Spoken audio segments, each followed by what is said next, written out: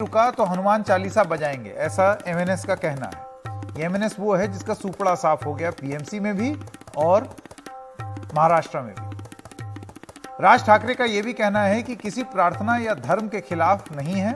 MNS कार्यकर्ताओं ने गुड़ी पाड़वा पर हनुमान चालीसा बजाई।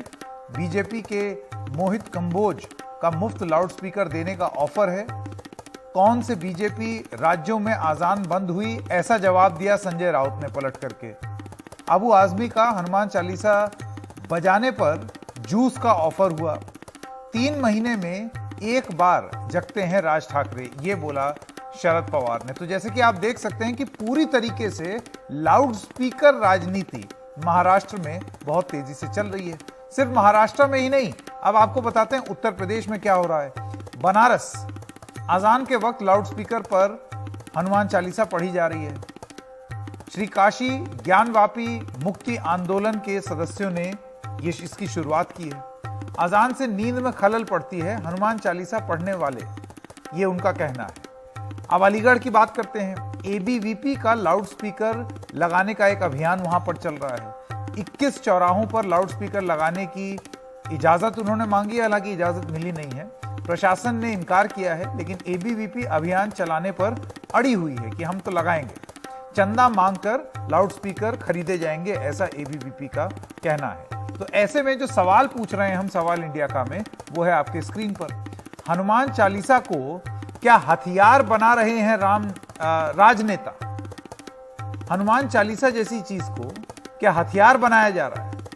यूपी से मुंबई तक हनुमान के नाम पर राजनीति, वो भी लाउडस्पीकर के हवाले से। ये जो जंगे लाउडस्पीकर हो रहा है इस देश में, क्या ये हमारी सबसे बड़ी चिंता है? महेश वर्मा नेता हैं भारतीय जनता पार्टी के, सुरेंद्र राजपूत प्रवक्ता कांग्रेस, कुर्बान अली वरिष्ठ पत्रकार, आनंद दुबे प्रवक्ता हैं शिवसेना के, और योगेश चिले प्रवक्ता हैं महाराष्ट्र नवनिर्माण सेना के। तो सबसे पहले योगेश जी, मैं आपसे शुरू करना चाहता हूं। आप मुझे ये बताइए, ये रह रहकर एकदम से आपको ये चीजें अभी याद आती हैं, चुनाव से एकदम पहले याद आती हैं, जब सवाल ये पूछे जा रहे हैं कि आप अपना राजनीतिक वर्चस्व खो चुके हैं, तो उसको कायम करने के लिए ये चीजें आपको अब याद आ रही हैं कि हनुमान चालीसा बजाओ। आप मुझे बताइए, हनुमान चालीसा को शस्त्र की तरह क्यों इस्तेमाल कर रही है एमएनएस? पहले बात तो यह है कि अभी कोई इलेक्शन मुंबई या महाराष्ट्र में नजदीक नहीं है। ये जो बार बार बताया जा रहा है कि इलेक्शन के वजह से एमएनएस ने ये मुद्दा उठाया है, मैं आपको याद दिलाऊं, एमएनएस ने ये मुद्दा पहली बार नहीं उठाया है। इसके पहले बार बार एमएनएस ने ये मुद्दा उठाया था। अभी मीडिया ने उसको ज्यादा जोर शोर से उठा रही है। नहीं तो हमारा मुद्दा पहले से यही था।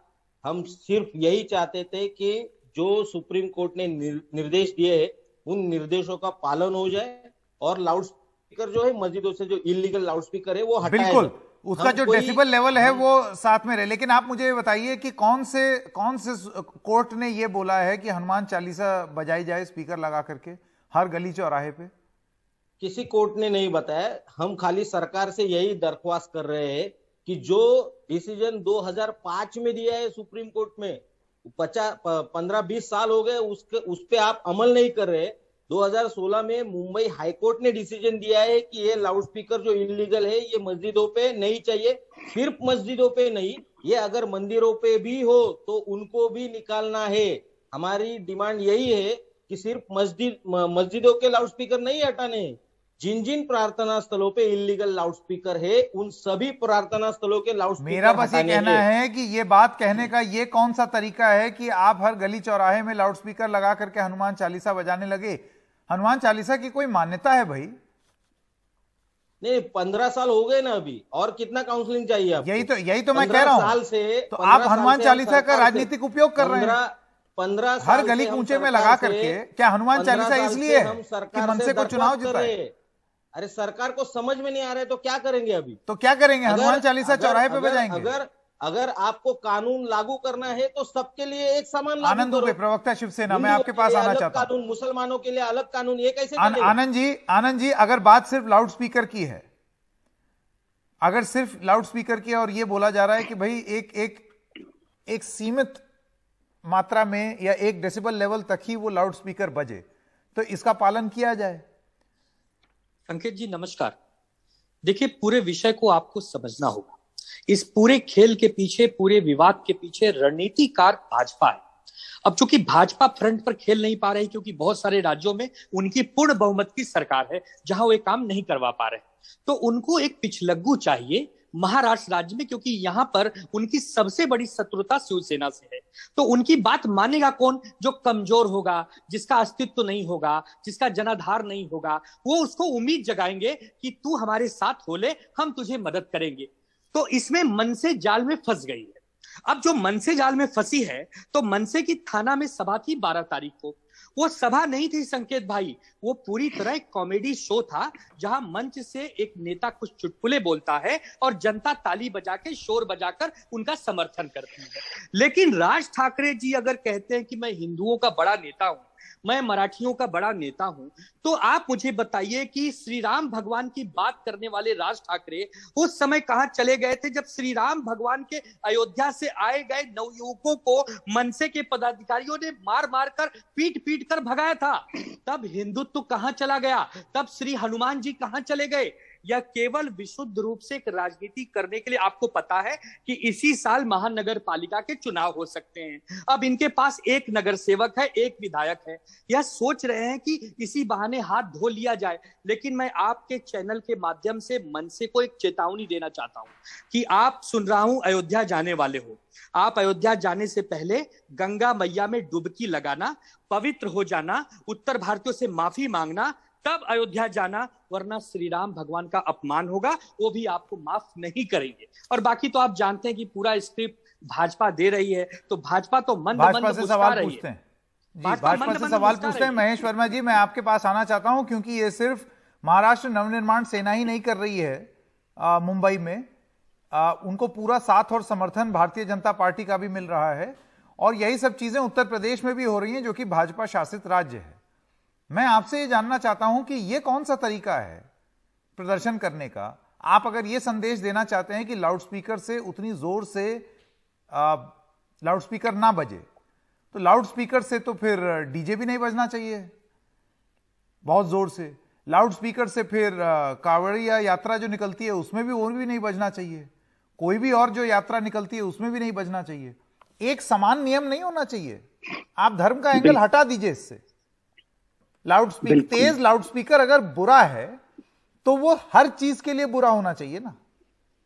बहुत बढ़िया बात आपने कही कि एक तरह से क्यों नहीं है कोई चीज, और उसी वजह से ये जन प्रतिकार है कि जो चीज आप देख रहे हैं आज के डेट में, इस देश में 22 साल से सुप्रीम कोर्ट का ऑर्डर है जिसको मानने वाले लोग मान नहीं रहे। संविधान का आर्टिकल 19 कहता है कि इस तरह की कोई भी चीज जिससे कि लोगों को पीड़ा होती है, वृद्धजन जो है वो अच्छे से नहीं रह पाते, उनका जीवन यापन अच्छे से नहीं हो पाता है। आप सोसाइटी में एक तरह से जो है एक अफरा तफरी मचाने का जो काम है, जिस धर्म के माध्यम से, जिस आपके धर्म के कृत्य के माध्यम से, ये चीजें जो है सुप्रीम कोर्ट ने अपने आदेश में आज 22 साल पहले दिया था। लेकिन इस देश में जिन लोगों ने राज किया, जिनके वोट के बदौलत सत्ता में सत्ताधीश बने रहे, उन लोगों ने इसको महेश जी, मेरा सवाल दूसरा था। मेरा सवाल ये है कि किसने इतिहास में क्या किया हो।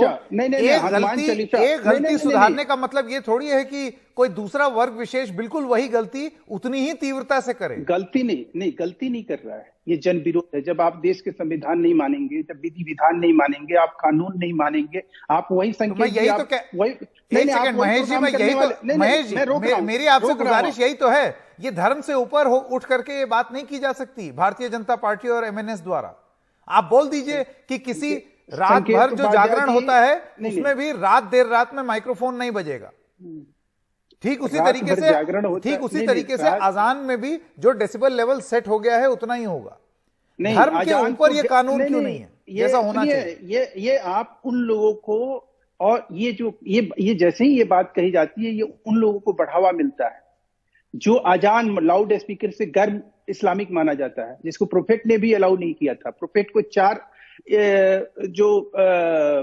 सलाह दी गई थी, उसमें से एक था कि जैसे यहूदियों में जो है बिगुल बजा के किसी प्रार्थना के लिए किसी को आमंत्रित किया जाता है, उसको प्रोफेट मोहम्मद ने नकार दिया था।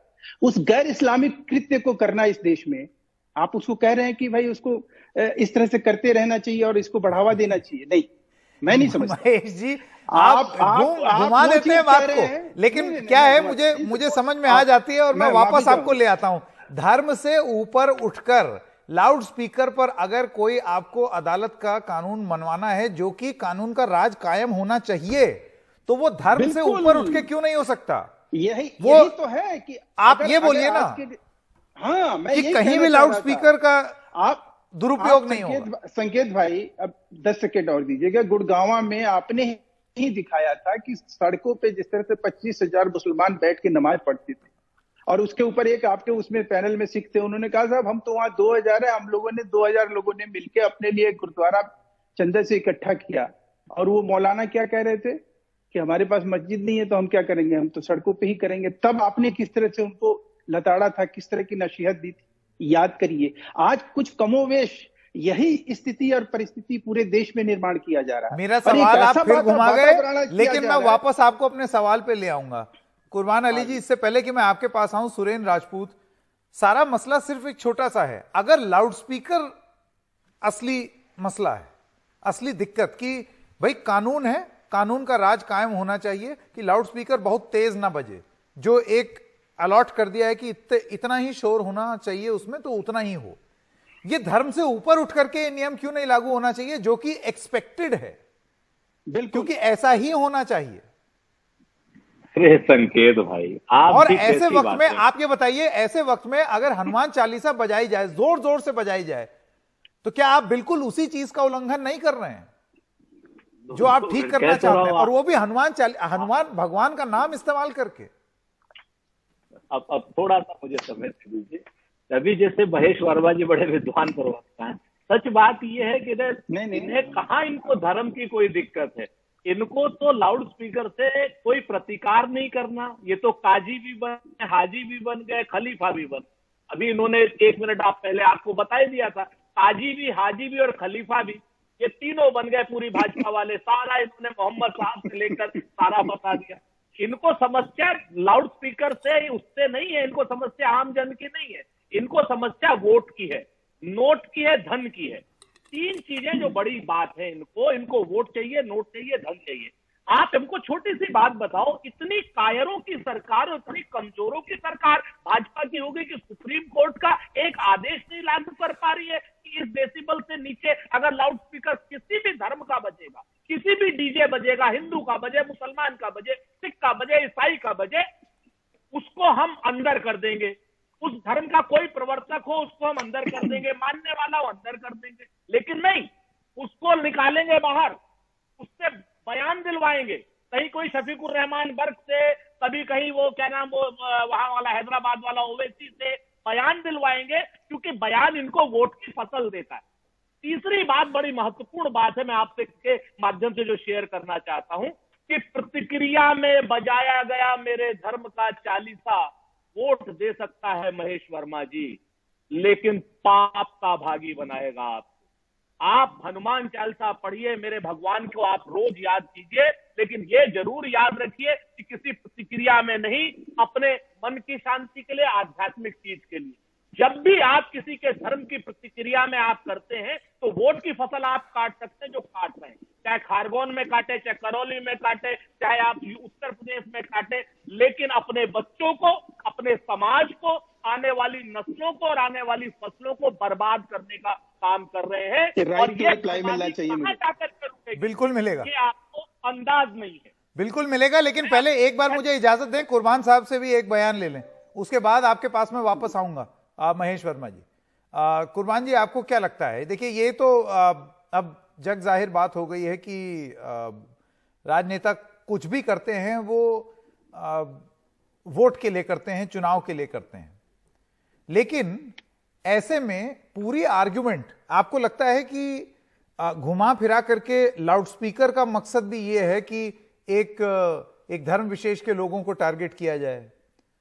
मीट का विषय भी यही है कि एक धर्म विशेष को टारगेट किया जाए, कपड़े का विषय भी यही है कि एक धर्म विशेष, और अब तो बुलडोजर भी एक धर्म विशेष के लिए है। संकेत, अभी आपने अपने ओपनिंग रिमार्क्स में कुछ हेडलाइंस भी पढ़ी थी और उसमें बताया गया कि दिल्ली पुलिस ये कह रही है कि साहब यहाँ कोई हेट स्पीच हुई नहीं। ये मेरे ही पिटीशन में कल सुप्रीम कोर्ट में उन्होंने ये हलफनामा दायर किया था और अब हमने उसका जवाब दाखिल किया है सारे सबूतों के साथ में, सारे वीडियो, सारे ऑडियोज और टेक्स्ट। खैर उसकी बात तो 22 अप्रैल को होगी। लेकिन जो आपका सवाल है और जो यहाँ भी बहस हो रही है, यहाँ बहस ये हो रही है कि क्या इस मुल्क में एक तरह की नागरिकता रहेगी या दोयम दर्जे के और सोयम दर्जे के लोग रहेंगे। तो ये जो जिस विचारधारा के लोग इस वक्त केंद्र में और ज्यादातर राज्यों में सत्तानशीन हैं, उनकी जो बाइबल है we our nationhood defined, उसमें ये कहा गया है कि साहब इस मुल्क में हिंदू ही नंबर 1 का शहरी बन करके रहेगा, बाकी लोगों को नंबर 2, नंबर 3 का शहरी बना के रखा जाएगा। पिछले 7 सालों से वो लगातार सिलसिला चल रहा। आपने कुछ बानगी के तौर पे चीजें कही कि कहीं बुलडोजर चल रहा है, कहीं अजान पे पाबंदी लग रही है, कहीं हिजाब पे पाबंदी लग रही है, कहीं गोश्त खाने पे पाबंदी लग रही है। और प्रधानमंत्री जी की तो ऐसी दिव्य दृष्टि है कि वो तो कपड़े से पहचान लेते हैं कि कौन किस धर्म का और किस विचारधारा का व्यक्ति है। ये सारी चीजें एक नया हिंदुस्तान बनाने की कोशिश की जा रही है और पूरी दुनिया को दिखाया जा रहा है कि पिछले 75 साल से ये देश जिस तरह से चल रहा था, उसमें पिछले 7 वर्षों में हम देखिए हम नया हिंदुस्तान बना रहे हैं और ये हमारी दुनिया की लार्जेस्ट डेमोक्रेसी है। और उसमें नफरत का बाजार गर्म है, क्योंकि नफरत से बहुत जल्दी अभी हमने देखा उत्तर प्रदेश में भी और उत्तराखंड में भी कि उसकी फसल काटी गई और तमाम विरोधों के बावजूद, यानी इतना एंटी इनकम्बेंसी के बावजूद, इतना 5 साल की बीजेपी की कारकर्दगी के बावजूद वहां दोबारा से सत्ता में आई पार्टी। और बहुत सारे पंडितों को गलत साबित किया कि नहीं देखिए था हमारी तो लोक लुभावन योजनाएं भी हैं और ये भी है और वो भी है, लेकिन उसके पीछे जो मानसिकता है वो जिसके लिए आज आप चर्चा कर रहे हैं वो वही मानसिकता है। अब अगर संविधान की बात है तो करिए ना नरसिंहानंद को अंदर, किसने बंद किया? उसने 17 दिसंबर को हरिद्वार में पूरे देश के सामने कहा कि नरसंहार किया जाएगा, यहाँ रहने वाले, यहाँ इस देश को हिंदू राष्ट्र बनाया जाएगा। और सुप्रीम कोर्ट में जब ये मुकदमा चल रहा है उसके बावजूद वो आदमी बुराड़ी में आकर के फिर से कहता है, हालांकि उसको जमानत इसी शर्त पे मिली थी कि वो इस तरह की बेहुदा बातें नहीं करेगा, लेकिन वो करता है। और इतना ही नहीं करता, वो वहां 5 पत्रकारों को भी पिटाई करता है।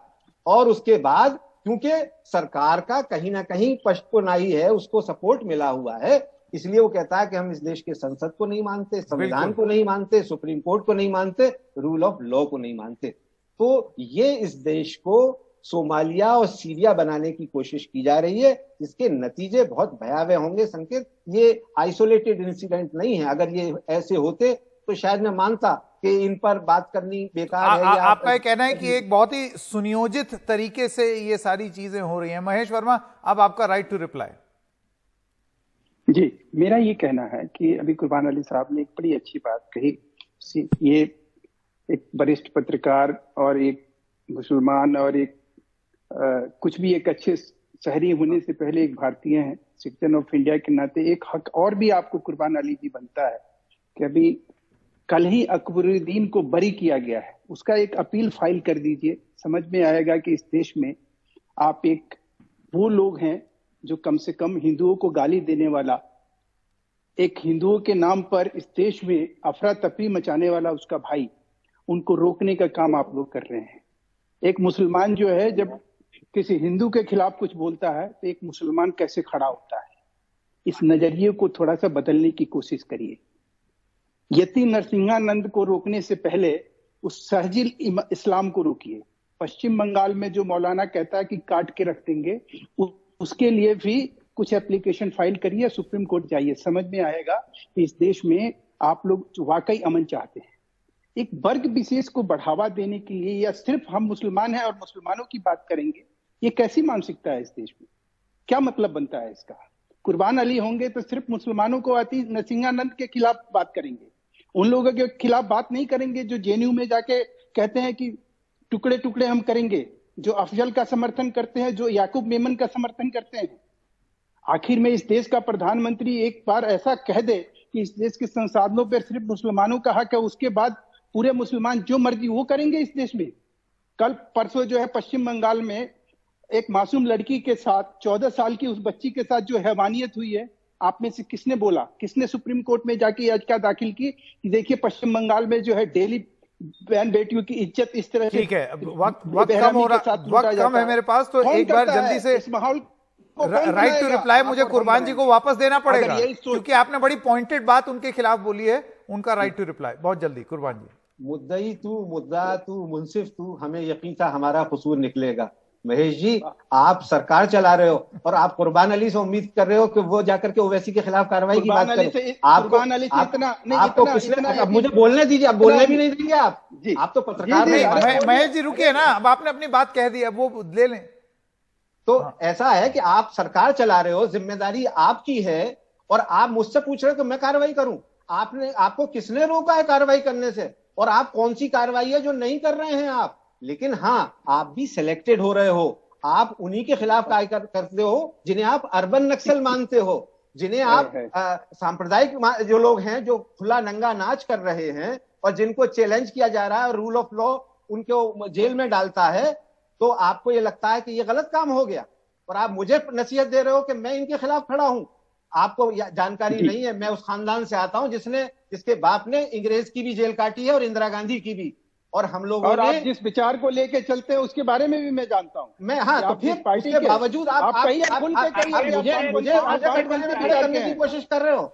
आप कहिए कि वामपंथी विचार के, हम वामपंथी विचारधारा को लेकर चलते हैं। वामपंथी और दक्षिणपंथी की क्या बात हो रही है? यहाँ तो रूल ऑफ लॉ की बात हो रही है। ये ऐसा है कि हमारी बहस कहाँ लाउड स्पीकर से शुरू हुई, कहाँ इस बात से शुरू हुई कि इस तरीके से नहीं, बात घुमा दी जाती है, इधर उधर कर दी जाती है। सीधी सी बात यह है कि धर्म से ऊपर उठकर अगर इन सारे मसलों, खास तौर से लाउड स्पीकर की जो जंग चल रही है, आप धर्म से उठकर सारे नेता बोले, उनका यह कहना हो कि हां भाई ये वॉल्यूम सेट, फिर चाहे वो कावड़ का जुलूस निकलेगा या फिर वो अजान होगी या फिर और कोई जुलूस निकलेगा, सब में स्पीकर की volume set, rule of law, तब तो बात आगे बढ़ेगी। नहीं तो फिर ऐसे लगेगा कि ये जंगे लाउड स्पीकर बस एक वर्ग विशेष के लिए चुनावी मुद्दा बनकर के रह गया है।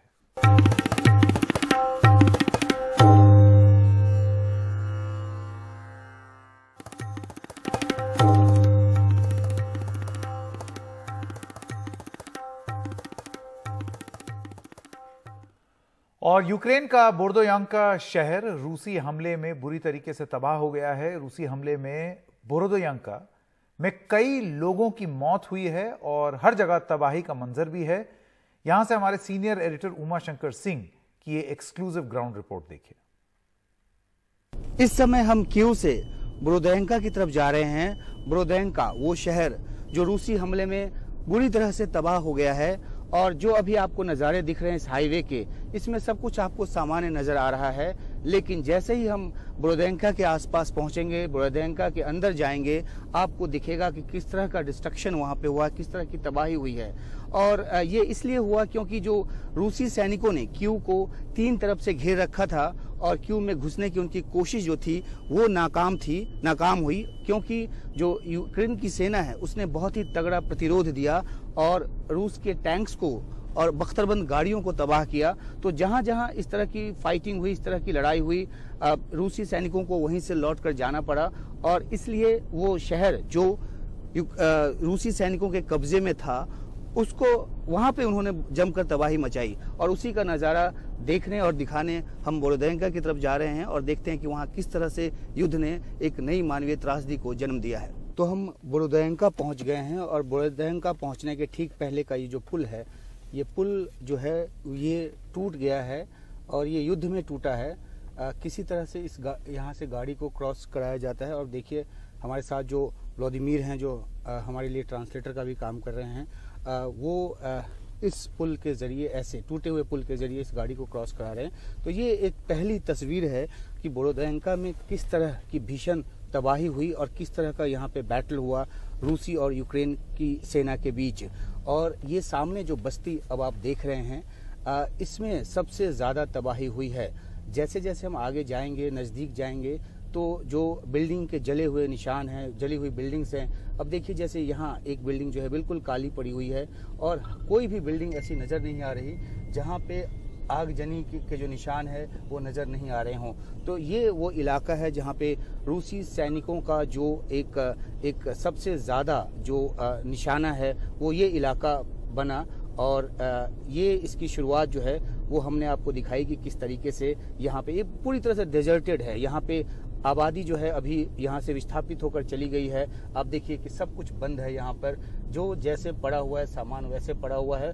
और जो यहाँ की बिल्डिंग्स में जो लोग हैं वो बिल्कुल नहीं हैं, सारे के सारे विस्थापित हो चुके हैं। कुछ मूवमेंट यहाँ पे ज़रूर नज़र आती है, कहीं कहीं रोड ब्लॉक्स खोले गए हैं, लेकिन जो बड़ी बात है वो ये, अब देखिए सामने ये किस तरह से ये पूरा का पूरा जो पूरी की पूरी जो बिल्डिंग है वो जली हुई है और यहाँ किस तरीके से ये उसको अंजाम दिया गया है। तो देखिए तबाही का जो आलम जो है वो नज़र आ रहा है। देखिए किस तरह से जो इमारतें हैं, जो बिल्डिंग हैं, जो मकान हैं वो टूटे हुए हैं। सफाई का काम चल रहा है यहाँ पे, जो धीरे धीरे जीवन को पटरी पे लाने में बहुत वक्त लगेगा, लेकिन धीरे धीरे सफाई का काम और चीज़ों को व्यवस्थित करने का काम जो है वो चल रहा है। और ये सामने देखिए कि एक रिलीफ वैन लग रही है जहाँ पे लोगों के लिए शायद खाना आया है, लोगों को खाना और राहत सामग्री जो है वो वितरित की जा रही है। तो ये ब्रोदेंका की हालत है जहाँ पे जो लोग रह गए हैं कुछ, उनके लिए राहत सामग्री जो है वो पहुँच रही है। जो मलबे हैं वो हटाने का काम चल रहा है। ये देखिए सिविलियन कार जो है उसको किस तरीके से तोड़ा गया है और उस पर वी का निशान जो है वो बनाया गया है।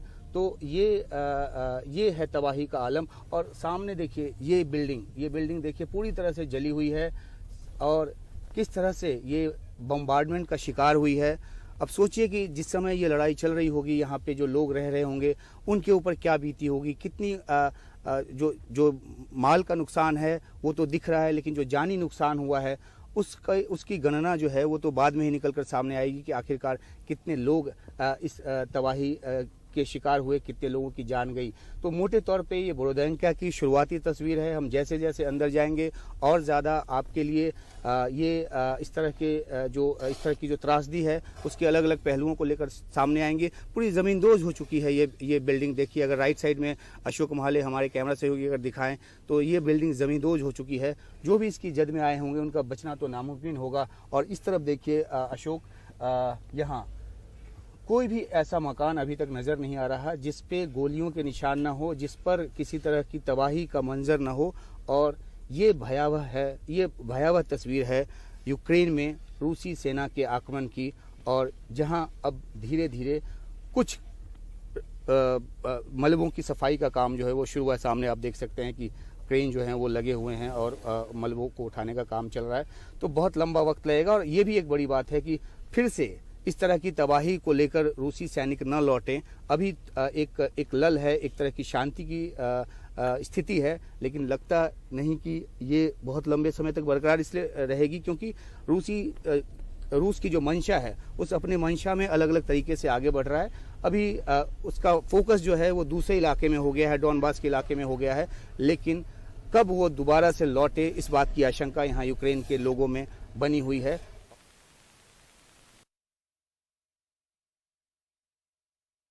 यूक्रेन का शहर बोरोदेंका, जहां हम खड़े हैं अभी जिस मलबे पर, वो कभी किसी का घर था, किसी का संसार था, लेकिन अब ये पूरी तरह से उजड़ चुका है, मलबे के ढेर में बदल चुका है। और यहाँ से हम आपको दिखाने की कोशिश कर रहे हैं कि आखिरकार किस तरीके से इस युद्ध ने यहाँ जान माल का नुकसान किया है और किस तरीके से ये जो पूरा इलाका है वो एक तबाही का एक मंजर पेश करता है। कोई भी घर ऐसा यहाँ नज़र नहीं आता जहाँ जले का निशान ना हो, जहाँ पे शेलिंग की वजह से जो क्षति है वो ना पहुँची हो। और हम आपको दिखाने की कोशिश करते हैं कि ये भी एक कोई कमरा था कभी जहाँ ये जो खिलौना है बच्चे का वो था। जाहिर सी बात है कि इस परिवार में बच्चे भी थे, बड़े भी थे, उनकी हालत क्या हुई, वो किस स्थिति में अभी हमें नहीं पता। जो यहाँ नज़र आ रहा है वो सिर्फ ये कि पूरा का पूरा संसार जो है लोगों का उजड़ चुका है। तबाही का आलम ऐसा है कि अब ये कब से फिर से पटरी पे यहाँ जीवन लौटेगा ये पता नहीं। ज़रूर यहाँ पर हम देख पा रहे हैं कि जो क्रेन है वो काम कर रहा है, जो बुलडोज़र हैं वो मलबों को हटाने का काम कर रहा है, लेकिन यहाँ की आबादी यहाँ से जा चुकी है। कुछ एक लोग ही यहाँ शहर में नज़र आते हैं और जो लोग यहाँ पे हैं उन तक राहत पहुँचाने की कोशिश की जा रही है, खाना पहुँचाने की कोशिश की जा रही है। लेकिन जो लोग यहाँ से चले गए हैं वो या तो दूसरे शहर में गए हैं यूक्रेन के, या फिर यूक्रेन छोड़कर पोलैंड जैसे देश में चले गए हैं, जहाँ अपनी जान बचाकर वो वहाँ पे नए सिरे से एक जीवन की शुरुआत कर रहे होंगे। उनको कब लौटना होगा यहाँ पे, कब वो लौट पाएंगे ये कुछ नहीं पता। इतना ज़रूर है कि रूसी सैनिक यहाँ से लौटने के पहले इस पूरे इलाके में माइंस बिछा गए हैं। कहाँ किसके कदम पड़ेंगे और उसके बाद क्या होगा ये कुछ नहीं पता। तो आशंकाओं के बीच और इस तरह के डिवास्टेशन के बीच, इस तरह की तबाही के बीच जो है वो शहर फिर से पनपने की कोशिश कर रहा है। युद्ध की जो आशंका है या युद्ध का जो खतरा है अभी ख़त्म नहीं हुआ है। रूसी सैनिक बेशक यहाँ से चले गए हैं, लेकिन वो दूसरे इलाकों में कूच कर रहे हैं, डॉनबास के इलाके में कूच कर रहे हैं। मारियोपोल जैसे शहर को उन्होंने अभी भी अपने डोमिनेंस में रखा हुआ है। तो जहाँ से वो चले गए हैं और जिन इलाकों में अब यूक्रेन का दोबारा से एक दबदबा, एक कब्ज़ा दोबारा से हो गया है, वहाँ जिस तरह की स्थितियाँ और जिस तरह की कहानियाँ निकलकर सामने आ रही है वो एक भयावह मानवीय त्रासदी कहती है। और ये जो बोरोदेंका है उसी की एक बड़ी मिसाल है जहाँ से हम आपके लिए तस्वीर लेकर आ रहे हैं। और एक आखिरी बात कि क्योंकि ये इलाका था जहाँ पे बड़ी तादाद में रूसी सैनिक जो थे वो जमा थे, कीव में घुसने की कोशिश कर रहे थे, लेकिन वो नहीं घुस पाए क्योंकि बहुत मजबूत जो टक्कर है उनको यूक्रेनी सेना की तरफ से मिली और वो यहीं से लौटने को या इन इलाकों से लौटने को मजबूर हुए। लेकिन जाते जाते जिस तरह की लड़ाई हुई उसमें अब जो बर्बादियों के निशान है उसको कवर करने के लिए देखिए दुनिया के पत्रकार भी यहाँ पे पहुँच रहे हैं और वो अपने संस्थानों के ज़रिए, चैनलों के ज़रिए और मीडिया ऑर्गेनाइजेशंस के ज़रिए इस तबाही के आलम को दुनिया तक पहुंचा रहे हैं। हम आपके लिए ये तस्वीर बोरोदेंका से लेकर आए हैं। अपने सहयोगी विष्णु सोम और कैमरा सहयोगी अशोक महाले के साथ उमाशंकर सिंह, एनडीटीवी इंडिया।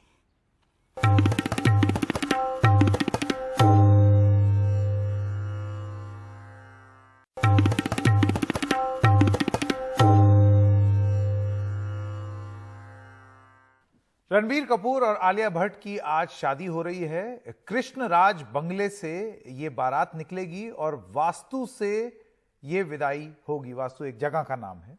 कल आलिया की मेहंदी की रस्म भी हुई थी और मेहंदी की रस्म में शामिल थे कई सारे करीबी।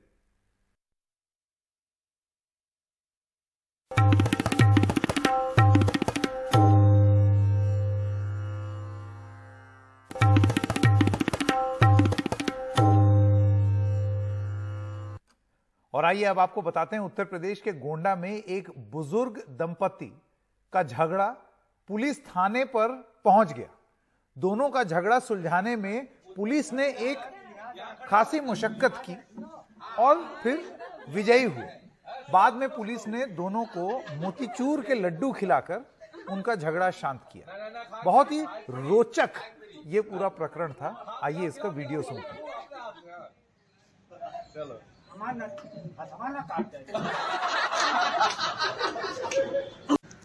हाँ लियो। अरे ठीक से